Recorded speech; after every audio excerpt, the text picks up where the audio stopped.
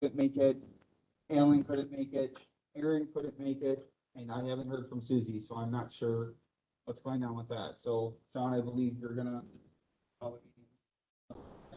Yep, that's right. Okay, so I will go ahead and call this October 12th meeting of the Redistricting Committee to order. We do have a quorum. Got 5 out of 9 of us here. Agenda item number 2, proof of notification. The meeting was properly noticed. Okay, thank you.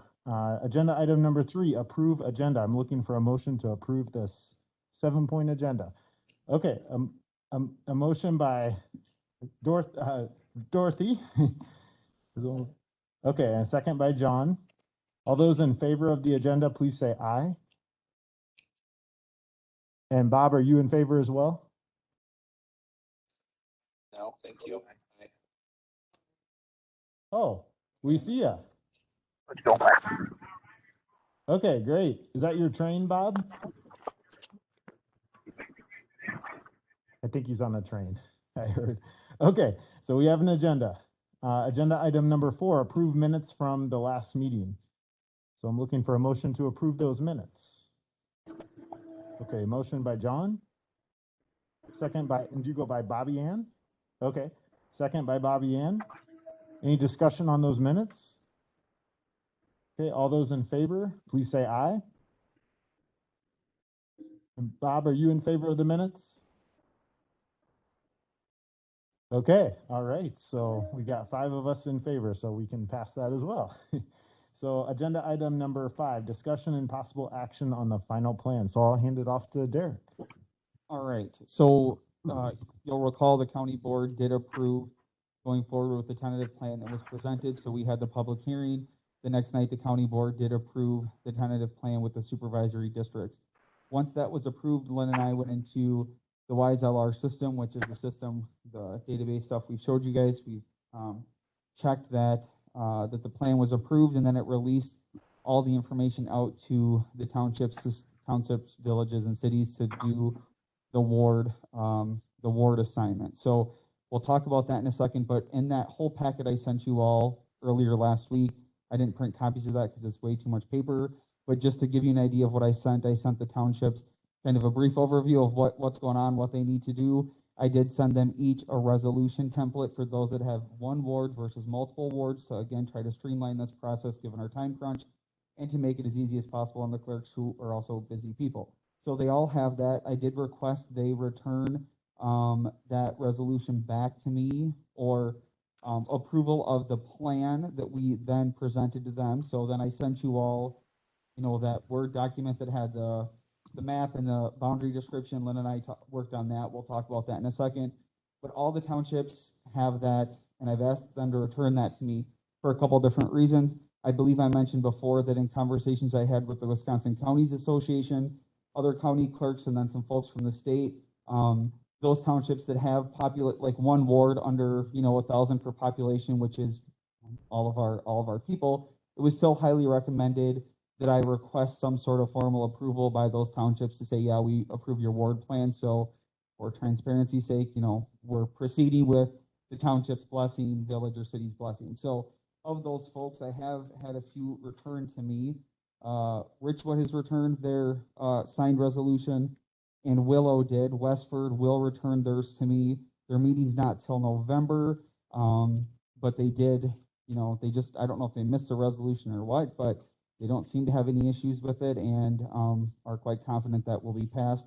I do have notification from them, but I will continue to collect that from those. I requested I have those by the 19th, so when we have our next redistricting meeting, which would be next Tuesday then, right? We could look at that before the public hearing that'll be on the 25th, and then county board on the 26th. I haven't heard too much from the townships I sent it out to, so I have talked to Bobby and I guess, but and the resolution was helpful and all that jazz. Perfect. So they all have that. So when we get those back in the system, we have to enter a resolution number to approve the plan, which we will do when we get them. And then I think, we're kind of on the home stretch as far as that goes. So does anyone have any questions about that? information. I mean, I know I did tell the townships I'd help, and I feel like we've helped as much as we could. Good, good. So then, actually what happens next in the system is, those supervisory districts were kind of, listed on there. And then, like I said, it opened up all the ward plans. So I'll have Lynn just kind of talk about how the wards go. I did also in that packet give you a copy of the ordinance that I would like to take to county board on the 26th. You will notice that the city of Richland Center had all X's by their ward assignments. They're not done with those yet. Lynn, Aaron, and I are meeting on Thursday from 10 to 12 to help the city get those ward assignments ready and good to go. Yes, Jeff? They don't. They still have to take theirs to council for approval because they have more than one ward. But, I guess they could form a committee if they wanted to. I don't know if they did. Aaron hasn't said. Yeah. So there is a little bit of, I guess townships too. For those townships, they have members like 3 supervisors and the clerk. So I presume that would be their default committee, if you will. But we will work with Aaron to help him get those ward assignments ready to take to council then the 3rd Tuesday for them to get done. So, I'll let Lynn kind of talk about the next step in the system then.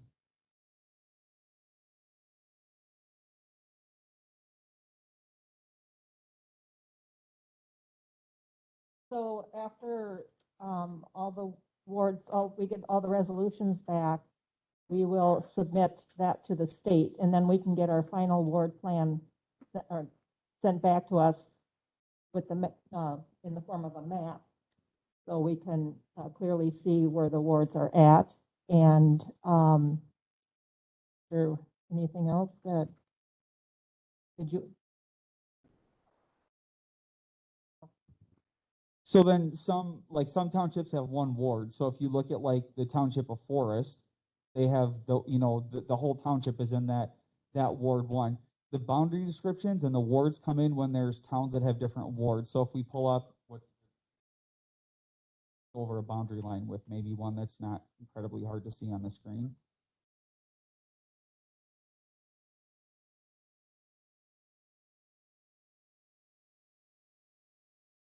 So for Forest to determine these boundary lines, so that's what would determine the population that's in each ward. You would literally just start up here at the corner or any corner, and then the boundaries then defined and explained by all the roads that you would travel to make up that boundary. So if you look at the sheets I sent you, you could literally go to this map, follow those country roads, and drive through those roads to determine the exact description of those wards. And then, whatever numbers fall within those census blocks of that pathway is what makes up that ward. So that's what we had to do for some of the townships that have more than one ward, is you have to clearly define that. Another thing that townships need to do, or cities and villages, is they also then need to specify their polling location for those that have multiple wards, which is part of that resolution that I gave them. If they wanted to move the polling place, I suppose they could. That wouldn't be done on our level. That'd be done on a municipal level. But that's kind of the process of how those wards work. I mean, it's really the same amount of people. The only thing with the wards is you have to make sure that wards don't overlap in supervisory districts. So you can't have Ward 3 be a part of 2 different supervisory districts. They all have to be in one district. So when these maps, after we approved the tentative plan, then we had to go through and kind of clean up the wards and the old lines where people were, like especially in Buena Vista, where we changed, we kind of changed the layout of that one, right?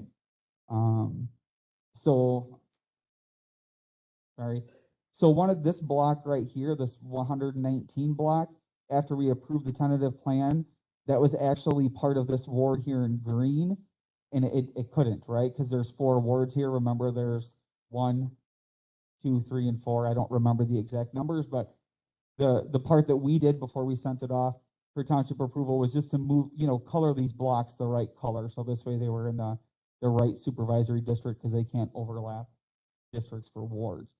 And like I said, with the wards too, that population, they can have between 300 and 1,000 in each ward. So that number, it's a number, but it's not as important as the supervisory district, which is dividing people as equally, as possible amongst the districts. They can be split up. And like, this is a good example too, because that ward that has 4, you can't, you can't do much with the deviation there, but the wards is just moving people within those districts within that municipality. Did I explain that clearly, Lynn, or is that what we, I mean, that's the essence of what happens in this step. So then we literally took these maps, which looked a little different than the ones you guys saw, and sent these out to the townships. Those that had multiple wards, Lynn crafted their boundary, and then Tammy and I spent, 2 afternoons going through them and following them along to make sure that they, directionally they were right and all of that. So those wards could be traced back to where they were. So it doesn't really change the population of a district. It just kind of shifts where people are, what ward they're in, but it's still the same number within that district, if that makes sense. Well, thanks for all that work. That looks like a lot of work. I just skimmed through Buena Vistas and Sylvans, and that's a lot of directions and roads to figure out. So does anyone have any questions for either Derek or Lynn? One question I have is, what if a township or a municipality doesn't return a resolution? Well, they technically do not have to, because of the population being, under what it is. However, I will be reaching out to each of them, and I was hoping Attorney Wendell was going to be here to say, all right, what's the best way to proceed with that? So I will be following up with Attorney Wendell this week just to touch base and see what's the best plan of attack for that, because I really can't force them to do that, but they really should, because they really should be looking at this, right? Because this is a cooperative effort between the county and the townships, that they should be having some role in this because it is their municipality. But the county board can still approve the final plan. Yes. Even if we don't have resolutions Yes. from every municipality. That's correct. Is what you're That saying. is Okay, correct. And great. I don't want that to hold the process up, but I think they need to look at it. I strongly feel they need to approve it for us. So Yep. yes, I will follow up with Attorney Wendell to see exactly where we're at in that process. Okay. Bobby Ann, can you pull that all the way up to you so Bob and Joanne can hear you?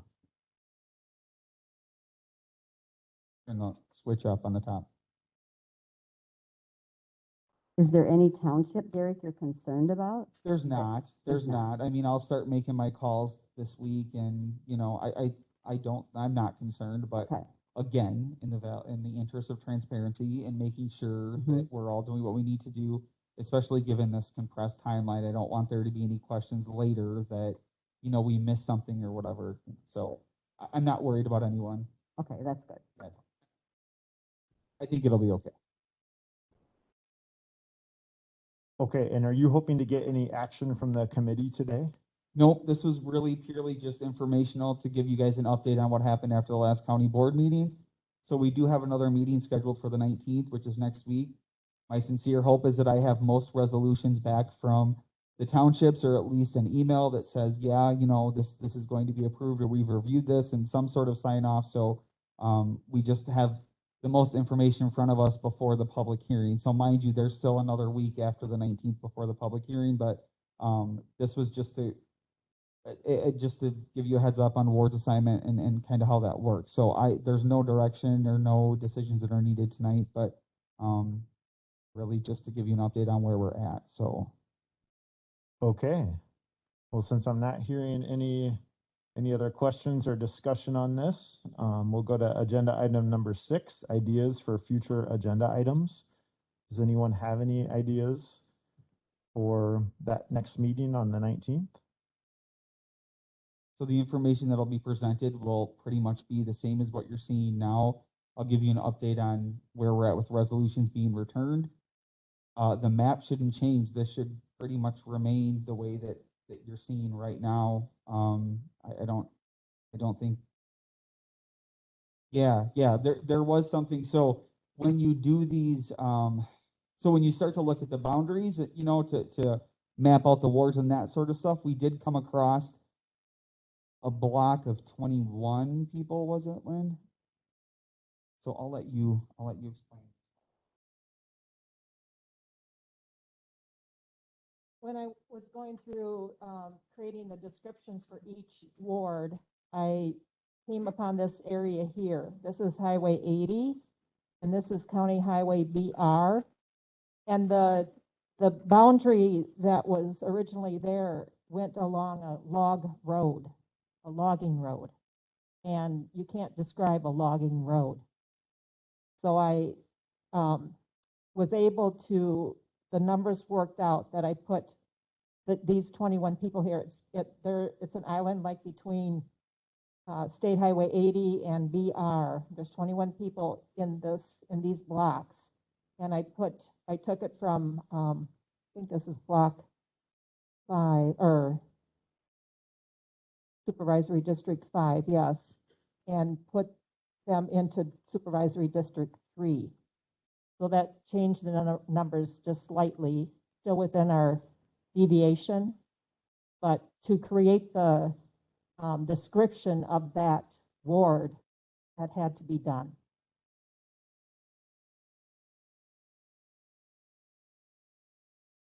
So if you had kept those 21 people in Supervisory District 5, would that have put Supervisory District 5 outside of the deviation from the population? No, it wouldn't have. I just couldn't create a description from a logging road. You have to describe it either with a river or municipal boundaries or roads. And Highway 80, you couldn't use Highway 80? Because the actual boundary went up this line here, or actually it was a line other than that. I mean, it was a logging road. It wasn't BR. It wasn't a named road. Right. Yes. Yep. Oh, is it the gray line separating 15 and 6? Is that the logging road? No, you can't. It's not on here. Oh, Well, actually, it does go with a